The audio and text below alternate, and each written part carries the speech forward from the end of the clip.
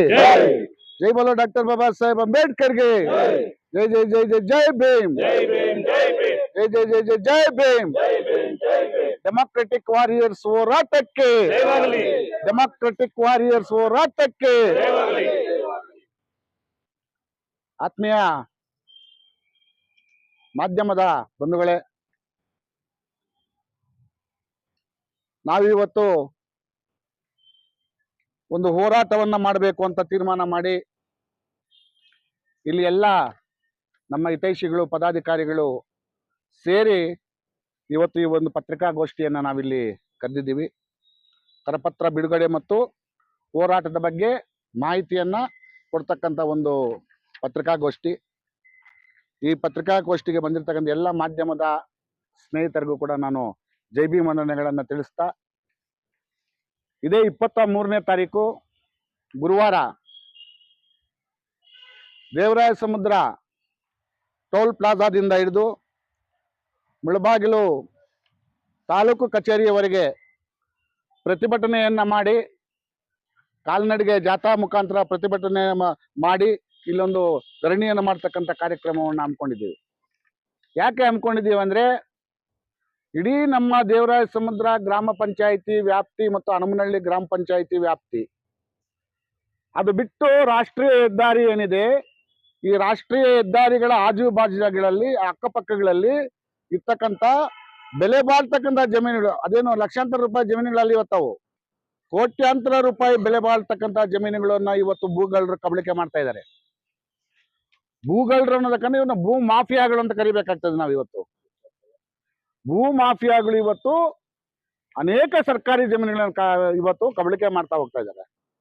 So ಈ ರೀತಿ ಸರ್ಕಾರಿ ಜಮೀನುಗಳನ್ನ ನಮ್ಮ ಕಂದಾಯ ಇಲಾಖೆ ಅಧಿಕಾರಿಗಳು ರಕ್ಷಣೆ ಮಾಡಿದಿರಾ ಭೂಗಳ್ಳರಿಗೆ ಬಿಟ್ಕೊಟ್ಬಿಟ್ರೆ, ನಾಳಿನ ದಿವಸ ಆ ಸ್ಥಳೀಯ ಭಾಗದಲ್ಲಿ ಇರ್ತಕ್ಕಂಥ ಬಡವರಿಗಾಗ್ಲಿ ಅಥವಾ ಅಲ್ಲಿ ಅಭಿವೃದ್ಧಿಗಾಗ್ಲಿ ಎಲ್ಲಿಂದ ಜಮೀನು ತರಬೇಕು? ಇವತ್ತು ನಾನು ರಘು ಇದ್ದೀವಿ, ಇಲ್ಲಿ ರಘು ಅಸ್ಕರ ರಘು ಇದ್ದಾರೆ. ನಮ್ಮ ಕೀಲೋಳಲ್ಲಿ ಒಂದು ಮೊರಾರ್ಜಿ ದೇಸಾಯಿ ಶಾಲೆ ಆಗಿದೆ, ನೋಡಿದ್ದೀರಾ ನೀವೆಲ್ಲ ನೋಡಿರ್ತೀರಾ. ಇವತ್ತು ಸಾವಿರಾರು ಮಕ್ಕಳಲ್ಲಿ ಓದ್ತಾ ಇದ್ದಾರೆ. ಆ ಮೊರಾರ್ಜಿ ದೇಸಾಯಿ ಶಾಲೆಯನ್ನ ಶ್ರೀನಿವಾಸಪುರಕ್ಕೆ ಕೊಡೋದಕ್ಕೆ ಎಲ್ಲ ಕೂಡ ಫೈಲ್ ಪುಟಪ್ ಆಗ್ತಾ ಇತ್ತು. ಏನ್ರಿಗೂ ಫೈಲ್ ಪುಟಪ್ ಮಾಡ್ತಾ ಇದ್ರು. ನಮ್ಮಲ್ಲಿ ಜಾಗ ಇಲ್ಲ, ಕೊಡ್ಬೇಕು, ನಮ್ಮ ಹತ್ರ ಜಾಗ ಸಿಗ್ತಾ ಇಲ್ಲ ಅಂತ. ನಾವು RI ಹತ್ರ ತಹಸೀಲ್ದಾರ್ ಕರ್ಕೊಂಡು ಗಲಾಟೆ ಮಾಡಿ, ಏನೋ ಇಲ್ಲ ನಮ್ಮ ಹತ್ರ ಜಾಗ ಇದೆ, ನಮ್ಮ ಇದ್ರಲ್ಲಿ ದೇವರಾಯ ಸಮುದ್ರ ವ್ಯಾಪ್ತಿಯಲ್ಲಿ ಜಾಗ ಇದೆ, ಬನ್ನಿ ನಾವು ಕೊಡ್ತೀವಿ ಅಂತ ಕರ್ಕೊಂಡು ಹೋಗಿ ಜಾಗ ಚೂಸ್ ಆಯ್ತು. ಇವತ್ತಲ್ಲಿ ಶಾಲೆ ಆಯ್ತು. ಮಲಪನಹಳ್ಳಿ ಗೇಟ್ ಅಲ್ಲಿ ಇವತ್ತೊಂದು ಕಾಲೇಜ್ ಆಗಿದೆ. ಯಾಕಾಯ್ತು? ಅಲ್ಲಿ ಸರ್ಕಾರಿ ಜಾಗ ಇತ್ತು, ಕಾಲೇಜ್ ಆಯ್ತು, ಅನುಕೂಲ ಆಗ್ತಾ ಇದೆ.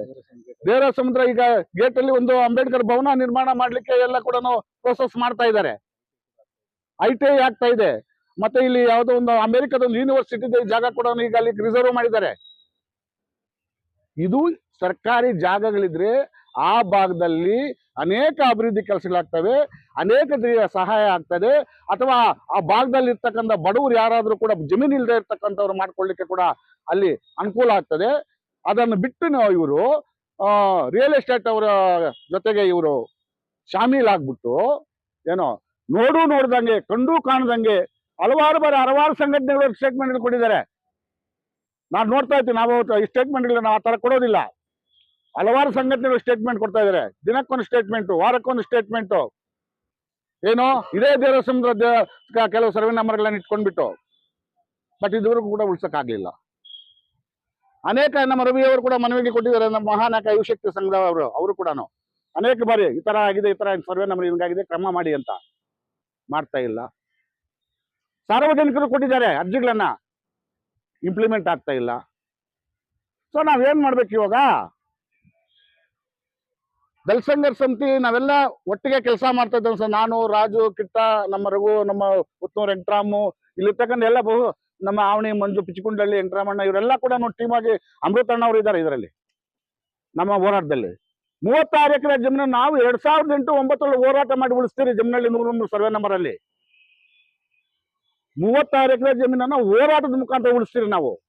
ಆ ಜಮೀನನ್ನ ಇವತ್ತು ಕೋರ್ಟ್ನಲ್ಲಿ ಇವರು ಸರಿಯಾಗಿ ದಾಖಲೆಗಳನ್ನು ಒದಗಿಸ್ತೀರಾ, ಅವಾಗ ಇರ್ತಕ್ಕಂಥ ಫೈಲನ್ನ ಇವರು ನಾಪತ್ತೆ ಮಾಡಿ ಈಗ ಭೂಮಾಫಿಯಾಗಳಿಗೆ ಅನುಕೂಲ ಆಗೋ ತರ 20 ಎಕರೆ ಜಮೀನು ಇವತ್ತು ಬೇರೆಯವ್ರ ಪಾಲಾಗಿದೆ. ಯಾರ್ದು ತಪ್ಪಿದು? ಕಂದಾಯ ಇಲಾಖೆ ಅಧಿಕಾರಿಗಳದು. ಕಂದಾಯ ಇಲಾಖೆಯಲ್ಲಿ ಇವತ್ತು ನಾವು ಅಭಿಲೇಖಾಲಿ ಅಂತ ಇದೆ. ಏನಕ್ಕಪ್ಪ ಅಂದ್ರೆ ಸಾರ್ವಜನಿಕರ ಆಸ್ತಿ ಪಾಸ್ತಿಗಳ ಕಡತಗಳನ್ನ ರಕ್ಷಣೆ ಮಾಡ್ತಕ್ಕಂಥ ಜವಾಬ್ದಾರಿ ಅಲ್ಲಿರ್ತಕ್ಕಂಥದ್ದು. ನಿಮಗೆ ಗೊತ್ತಿರ್ಲಿ, ಹೇಳ್ತಾ ಇದ್ದೀನಿ, ನೂರಾರು ಕಡತಗಳು ಇವತ್ತು ನಾಪತ್ತೆ ಆಗಿದೆ. ವ್ಯಾಲ್ಯೂಬಲ್ ಪ್ರಾಪರ್ಟೀಸ್ ಕಡತಗಳು ಇವತ್ತು ನಮ್ಮ ಅಭಿಲೇಖಾಲಯದಲ್ಲಿ ಸಿಗ್ತಾ ಇಲ್ಲ. ಹೋದ್ರೆ ಅವರು ಒಂದು ಎಂಡಾರ್ಸ್ಮೆಂಟ್ ನಿಮ್ಮರ ಕೊಡ್ತಾರೆ, ಮಿಸ್ಸಿಂಗ್ ಆಗಿದೆ ಅಂತ. ಕಡತ ನಾಪತ್ತೆ ಆಗಿದೆ, ಸಿಗ್ತಾ ಇಲ್ಲ ಅಂತ ಕೊಡ್ತಾರೆ.